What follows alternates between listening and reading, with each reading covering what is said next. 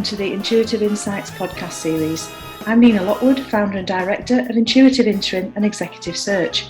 Throughout this series, I will be sharing engaging conversations with talented leaders from across the UK transport sector.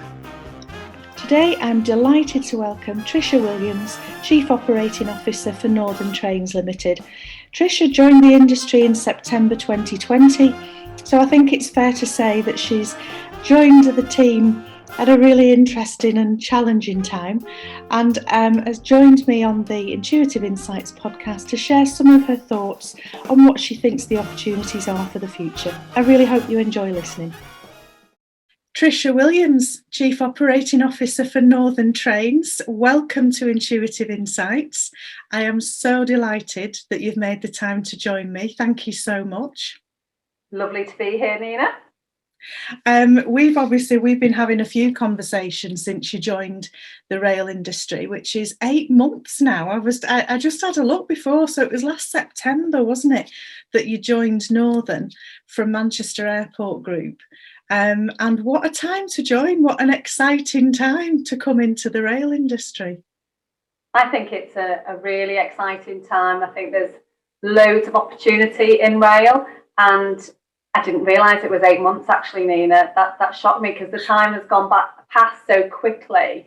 But it's obviously been an interesting time to join from a COVID point of view as well, joining a company and an industry where everybody largely who are in meetings with you are working virtually has been interesting. Absolutely. It'll feel odd once you start seeing people in the flesh, won't it? And kind of in the same physical environment. I know, because I haven't actually met some of my team yet or some of my peers.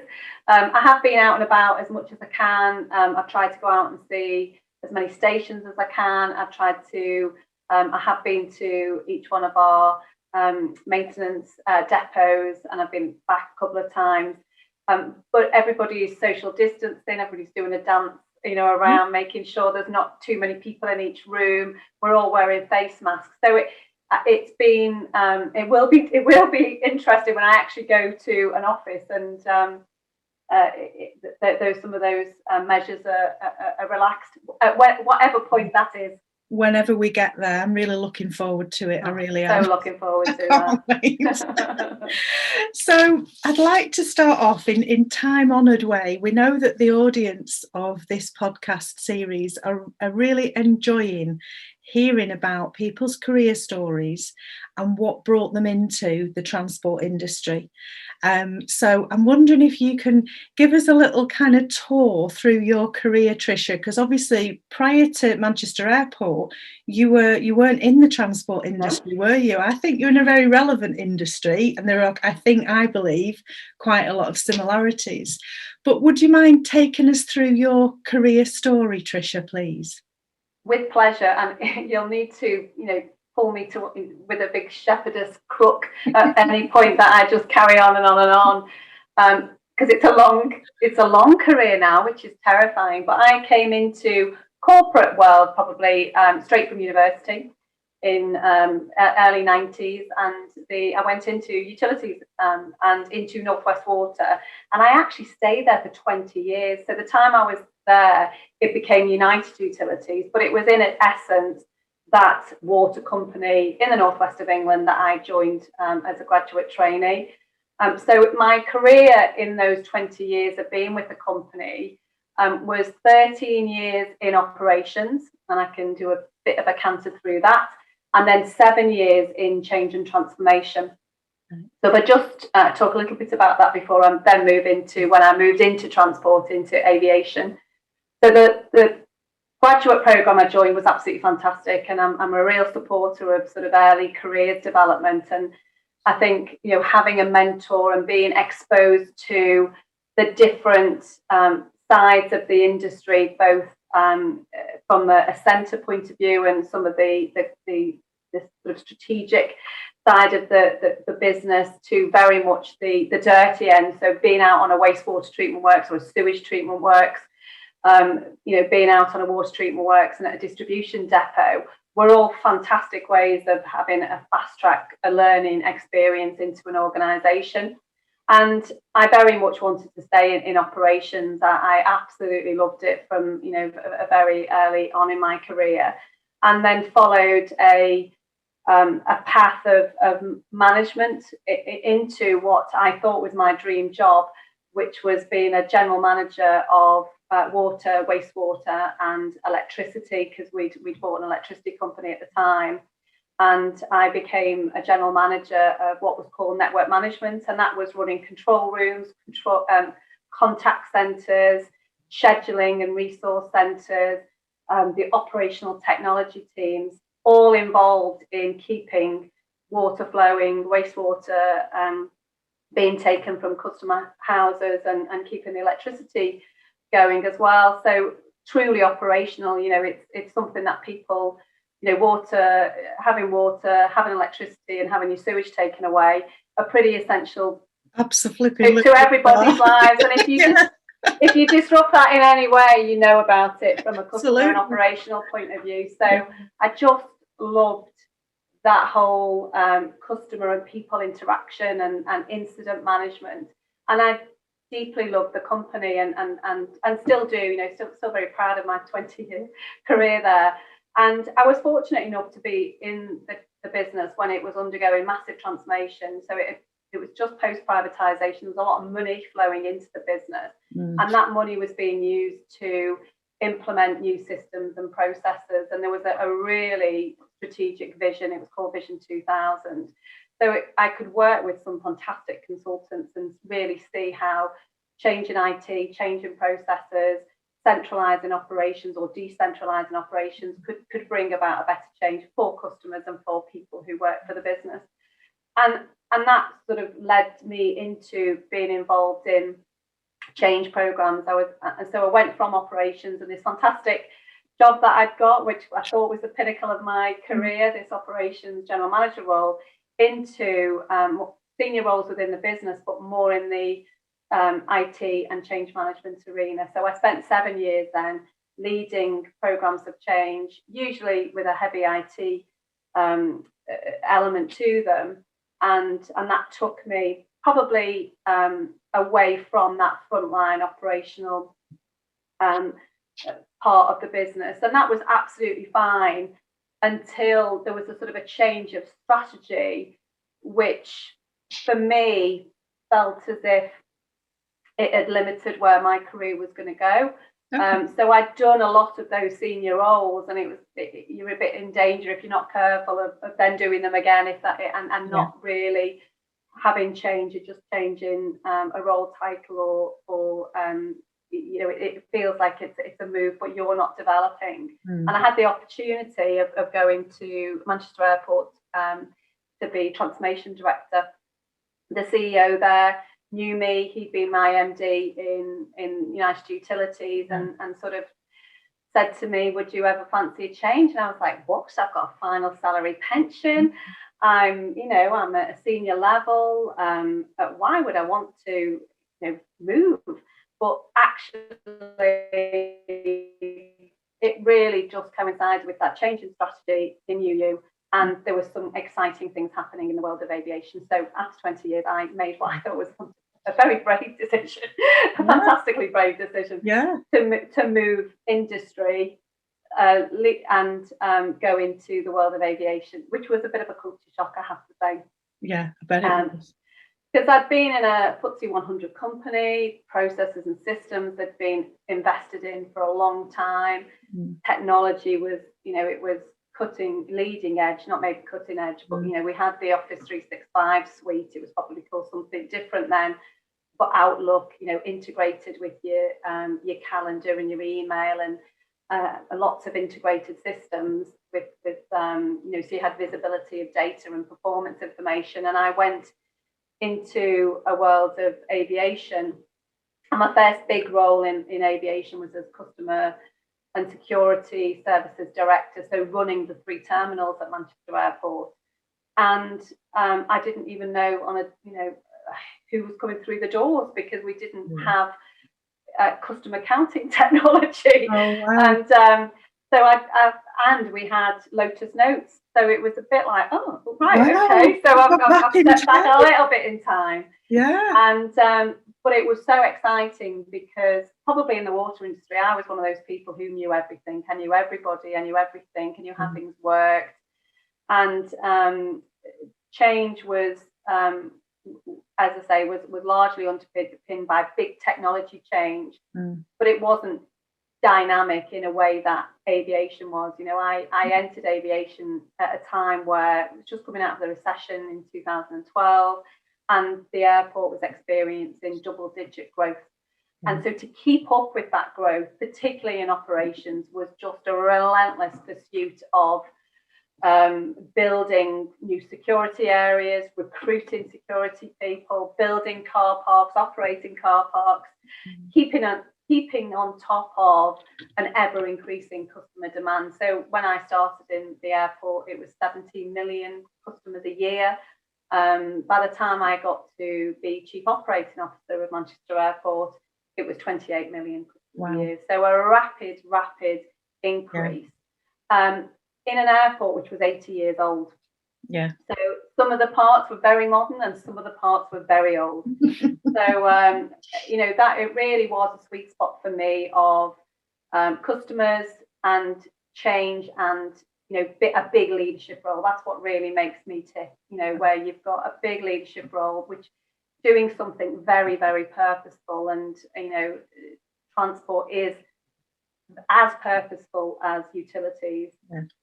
So I had a fantastic nearly 9 years at the airport group. And again, in the airport group, I did a sort of a twin track career there. I did operational roles like being Chief Operating Officer, but I also did transformation roles. So I led some of those functions that really support transformation, such as IT, HR, engineering services.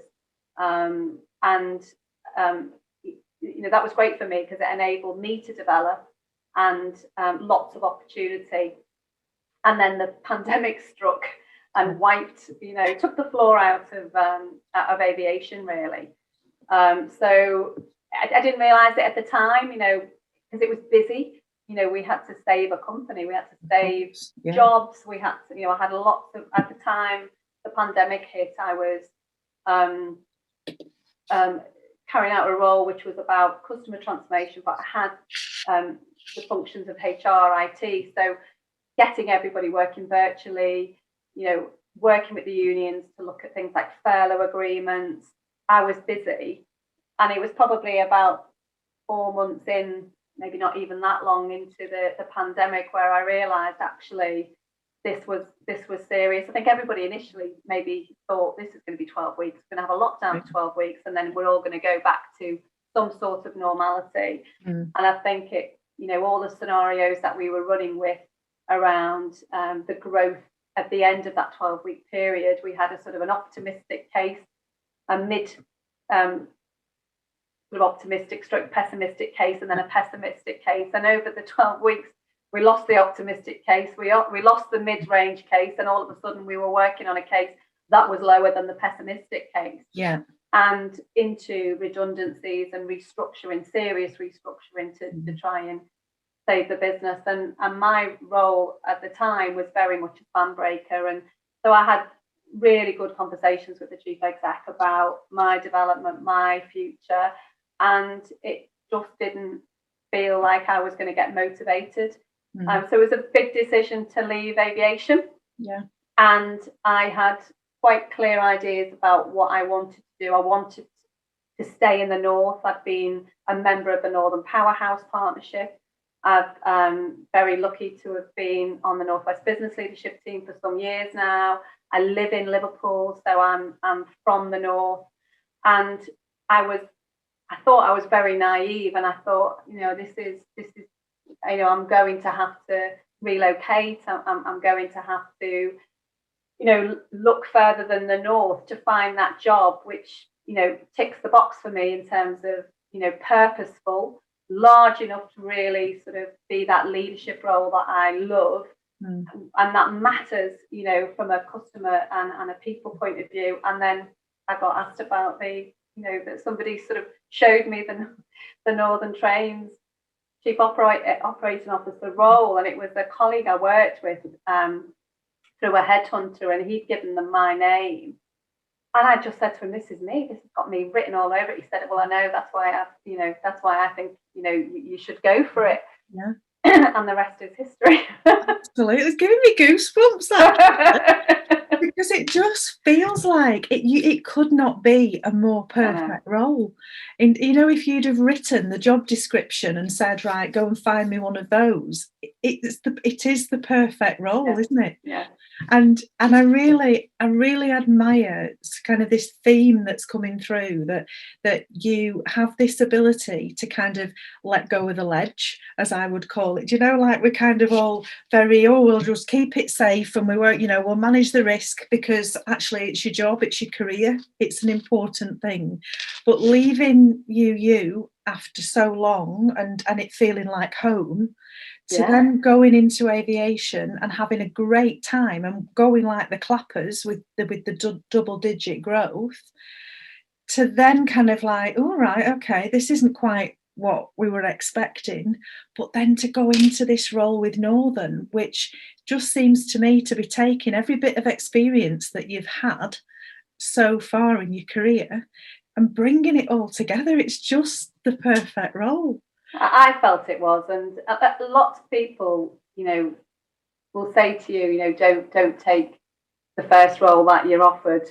I just couldn't see any reason why I shouldn't, because it just felt like it ticked all my boxes, and it was a massive decision to leave aviation. And I read a book which is a favourite of mine, which I've mentioned in a little blog recently, which is called Who Moved My Cheese, and I don't know if you've read that book, but I absolutely love it. And I've recommended it to so many people over the years, and I thought, I need to read this now, because I'd spoken to my family. I've got 3 sisters, I've got 3 sons, I'm lucky I've still got my mum, and I'd asked very close female friends, they thought I was mad. and I knew where my heart was going, but I just sit and read it. I was ironing one day, and I thought it was Saturday, and I needed to make a decision really, and whether to let go of the edge. That's a lovely expression. And I read Who Moved My Cheese, and I think there's a little quote in there around, what would you do if you weren't afraid? And I just thought, I'm gonna go for it. And my husband came in, and he said, "How are you getting on?" I said, "I'm going to go for it." And you could see like a little shock on his face. What? She's off again. But absolutely, I just made up my mind at that point, really. That I needed a motivation to get up out of bed every day, and I couldn't see, and sadly it's proven true, how aviation was going to recover. And therefore, all of the good work to create the capacity, because capacity is king in aviation. To all of that excitement of, making sure you could have the infrastructure ready, the resources ready, right people, right time, doing the right thing, in the right place. That was just a constant challenge in aviation. All of a sudden you had more capacity than you needed, and actually I couldn't see how it was going to recover in the next couple of years. And I was 50 last year, Nina, just before lockdown. All my party plans went out the window, and all the great things I'd planned for the year. But it was a chance for me just to reflect and think, I'm too young to now, and equally I'm too old to waste the next couple of years. I haven't got time. Absolutely. I need to, so I still have, I believe 10 years at least in me, to give to a career in another industry or another company. But I haven't got that much time to sit around and be in a bit of a comfort zone for 2, 3, 4 years maybe. And it's that kind of that thinking about, I remember having this same thought myself last year about, time just carries on, even though it felt, when we were certainly in that first lockdown, and maybe even more so in this one that we're just coming out of, that somebody had pressed the pause button, that it's kind of right, nothing's happening. We're all kind of, just kind of frozen in time. And then I had a bit of a wake-up call to myself, because I thought, you know what? But it hasn't actually. We are not paused, because that sand is still flowing through that timer. And it was kind of, I just got to get on with it, haven't you? But I think the good news is, Tricia, I'm reliably informed that any birthdays that we had last year don't count. So we've got a year in credit. So you've got all of your 50th celebrations you can still do, because it didn't count last year. I'll subscribe to that. I like that.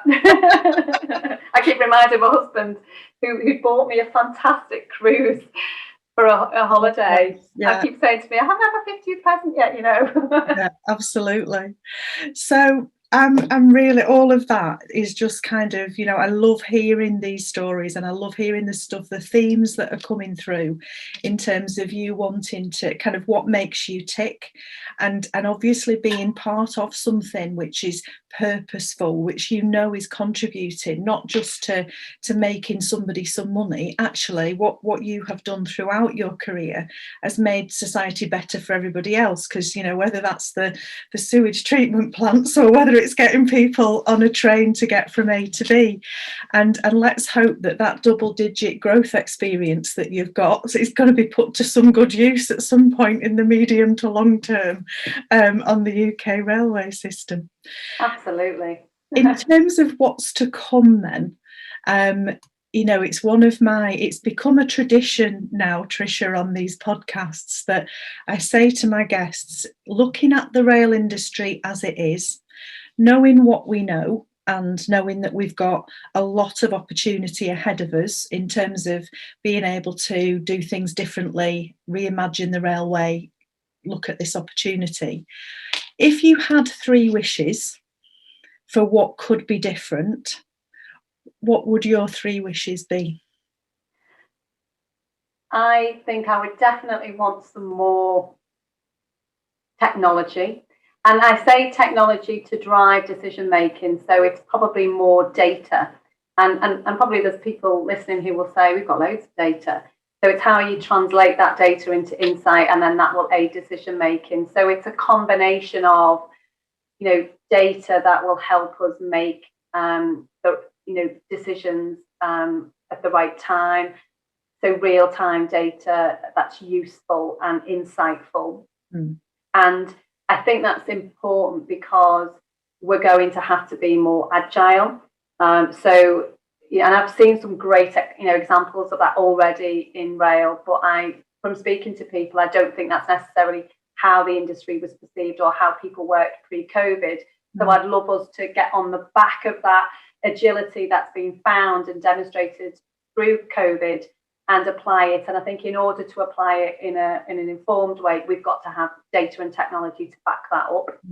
I would say, if I had 3 wishes, so I've got a magic wand out now, I would absolutely want a more diverse workforce. And I think that's because it's just to be able to represent our customers better, we really need to tap into what our customers want in order to build that double-digit growth that we want. And Northern, I'm so proud of the work that they've done to get out there with recruitment campaigns and demonstrate what the opportunities are in rail, because I think I've said this to you before, Nina, when we've had chats. It's the best kept secret, and lots of people who I talk to from industry I've been in before, or just people I know, have a perception of rail, and that puts them off coming into rail. And I just wish with one of your wishes that we could roll forward, because I think we've got a fantastic industry here to attract more diverse workforce too. And then probably the last one would just be to have more collaboration and more partnership working, and less governance is probably too strong a word, but I think I do see great partnership working now with some of my contacts in Network Rail.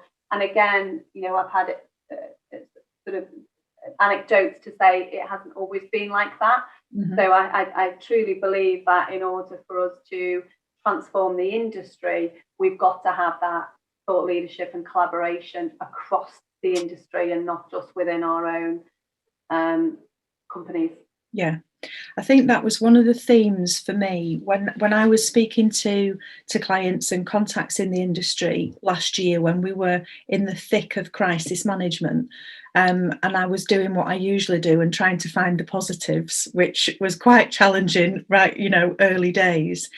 But one of the consistent messages in those conversations was about collaboration, and the fact that all of the stakeholders in the industry were working better together than they had ever done before.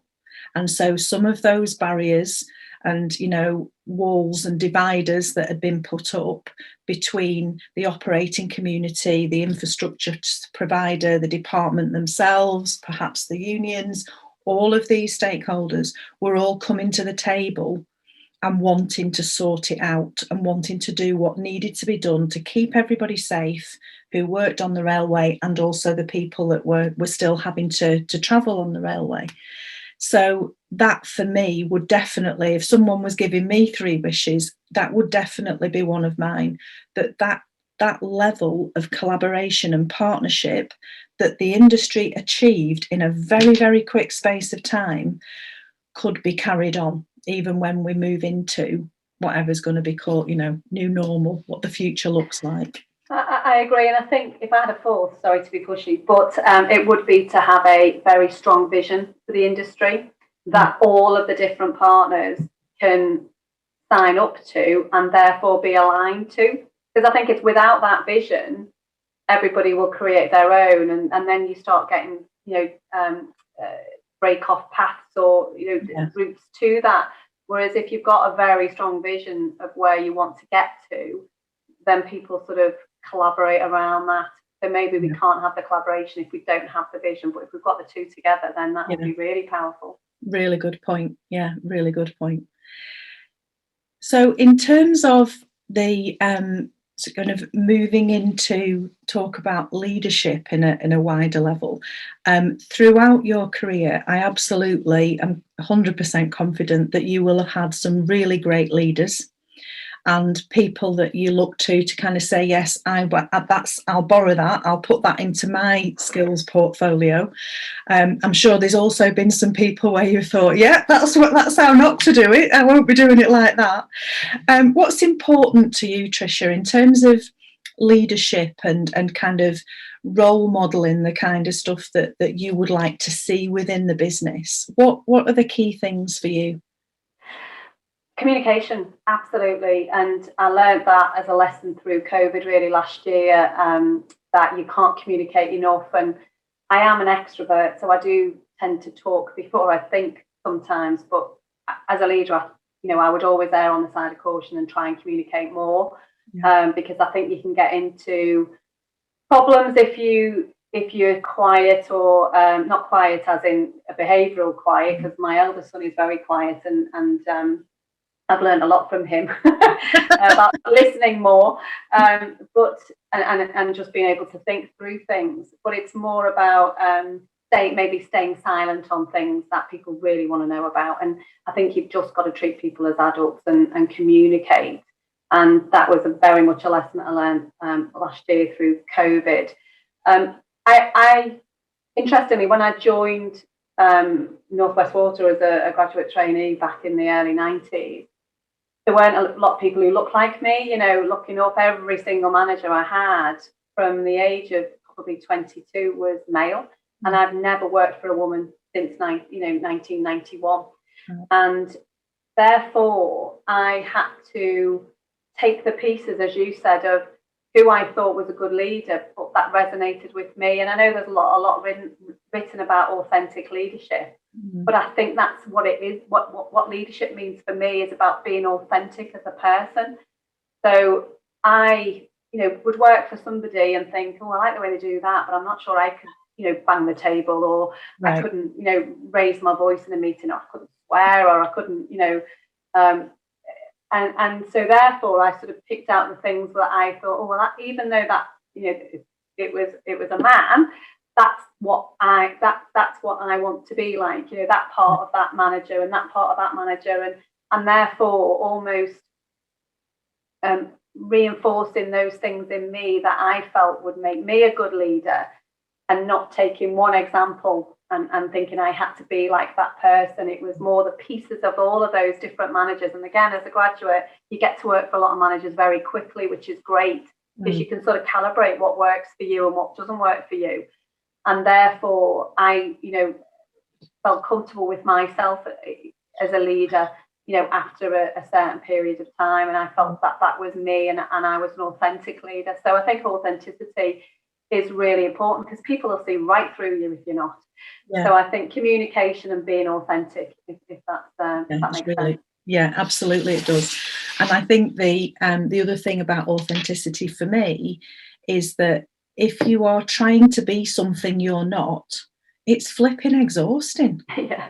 Because I know certainly much earlier on in my career, I remember working within a head office environment for the Royal Bank, and when I arrived, I just pitched up from branch banking. I was just kind of turned up into the head office in Edinburgh, quite inexperienced, probably more than a bit naive, and was going into these really high level meetings feeling like I'm probably just here to make the coffee and not to contribute, and then trying to kind of emulate the people around the table. And as you say, that's not the right thing to do, because it's important to kind of stand in your own personality and bring your own value to the table, which is something that I did learn. But I think, to be honest, it took me longer than it should have done. But we've got, like we were saying before we started recording, there are so many more amazing women now in business, and actually, yes, not enough, but still some amazing women in the rail industry that can be role models and can demonstrate a different type of leadership, and that authenticity shines through, doesn't it? I think so, definitely. And some of the greatest managers I worked for at the beginning of my career, just helped me realise that you didn't have to be, aggressive. You didn't have to be. I worked for some amazing managers, and I was so lucky. I feel like I was really lucky in who I worked for, because I could pick pieces of what I felt resonated with me. So it did take time, and I don't think you get to it overnight.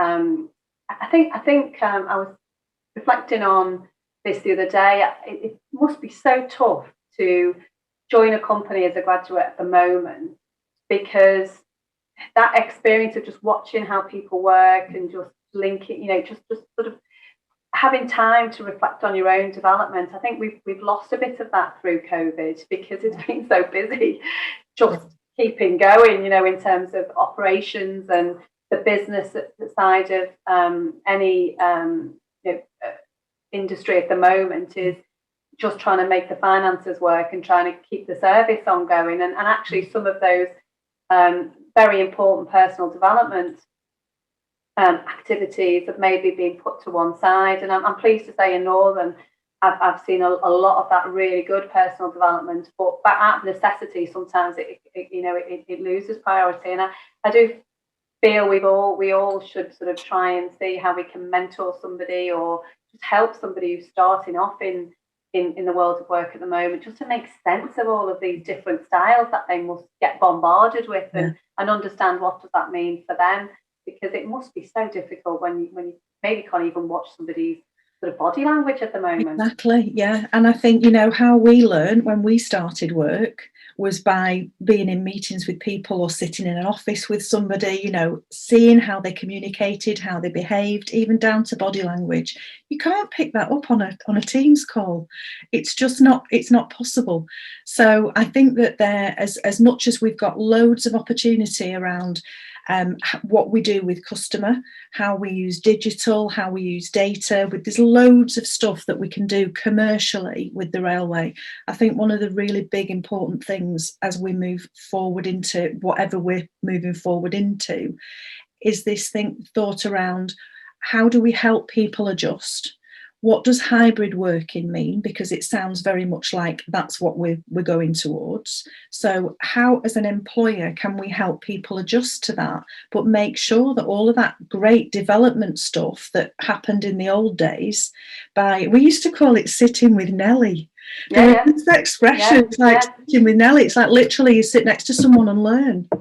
Absolutely. And I remember on one of my, training plans had sitting with Nelly, because you could go on courses for certain things, but in other areas you just had to do the job. And the only way you could learn the job was to sit with the person who was experienced at doing the job. But just listening to you mention hybrid there, I think we will all have to navigate through this, because I've got 3 boys. I went, and I've always worked full time, and I've got friends who didn't work, but I've got friends who did part-time work as well. And it always seemed naively that being a part-time work and part-time mum, was the best of both worlds. And actually, it's the most difficult world. I'm pretty convinced of that after seeing part-time people trying to navigate through, because they try and do everything at work and everything at home as well. Whereas I was quite happy to let the little things go at home, and not be, not beat myself up too much about being the perfect mum, or and I was, if you needed to send a cake in with the boys for school, I was quite happy to buy a shop bought one. I wasn't proud at all. No. But friends of mine who tried to they set themselves such high standards in both, and I think that we've got to be careful, haven't we, not to make try and hybrid be all things to all people, because actually how we all try and navigate our way through into what the new normal will be post pandemic, which I am hoping we get to, it'll be different, and I think we've got to try not to set sort of unrealistic expectations, because we like to set high standards, but we've just got to work our way through this, I think, carefully. I agree, completely agree. I think high standards are good, perfection is overrated. So you've already shared a nugget with us earlier in terms of a book that you would recommend, and I read Who Moved My Cheese. That was recommended to me years ago, and it's made me think that I want to go back and read it again, and it is one I've kept because I thought I would want to read it again. But I'm really interested, Tricia, in hearing one of the parts of the podcast that people really enjoy is the bit where I ask my guests to leave us with a quote. So something that is meaningful to you, that whether it makes you think or it inspires you or it helped you, whatever. But have you got something that you can share with us in terms of a favourite quote? I do. I've got 2. Is that really greedy? No, that's absolutely fine. So the one I always use with change, because this is about leading people through change. I had no idea who wrote the quote. Somebody told me it was an old Chinese proverb at one point, so let's go with that. But it is, tell me and I will forget, show me and I may remember, involve me and I will understand. And it's back to that point around leadership and communication. So I really like that one, and just a bit of a conscience on my shoulder about, if you're taking people through change, involve them, as much as you can, rather than just tell them. And then the other one is definitely something that my granny used to say, and it's come to me so many times through COVID, and it's a prayer actually, and it's, God grant me the serenity to accept the things I cannot change, the courage to change the things I can, and the wisdom to know the difference. And after sort of my husband screams at the telly, with politics and COVID, and you just have to learn sometimes that there are gravity issues. You can't, and know your sphere of influence. So I really like that prayer, because I do, I like to be accountable, but equally I think sometimes it's understanding that other things you can't change. So try not to waste too much energy. Absolutely. Focus on what you can change, as you said, what is in your sphere of influence, rather than worrying about stuff that we can't. And that is a conversation that I have so often with my 18-year-old daughter. It's kind of like, if I can just get something into you that I wish somebody had told me a long time ago, then I'll be very happy. So 2 absolutely great quotes there, Tricia. I could talk to you for hours. I'm very much looking forward to the point when we can actually go and sit down and maybe, have a conversation over some lunch, or just, in a bit of more of a lovely. That would be fab. Face-to-face, same physical environment. I think we're all looking forward to being able to do that. I know that you're a massive champion of the North, which is something else we've got in common. So it's really lovely to talk to you. I'm super grateful to you for making the time to join us on the podcast and for sharing your story, because I know with 100% confidence that our Intuitive Insights audience are going to really enjoy it. So thank you. My pleasure, Nina. Thank you. My huge thanks to Tricia for sharing her thoughts and her insights with us on the Intuitive Insights podcast. We'll be back with you in 2 weeks' time.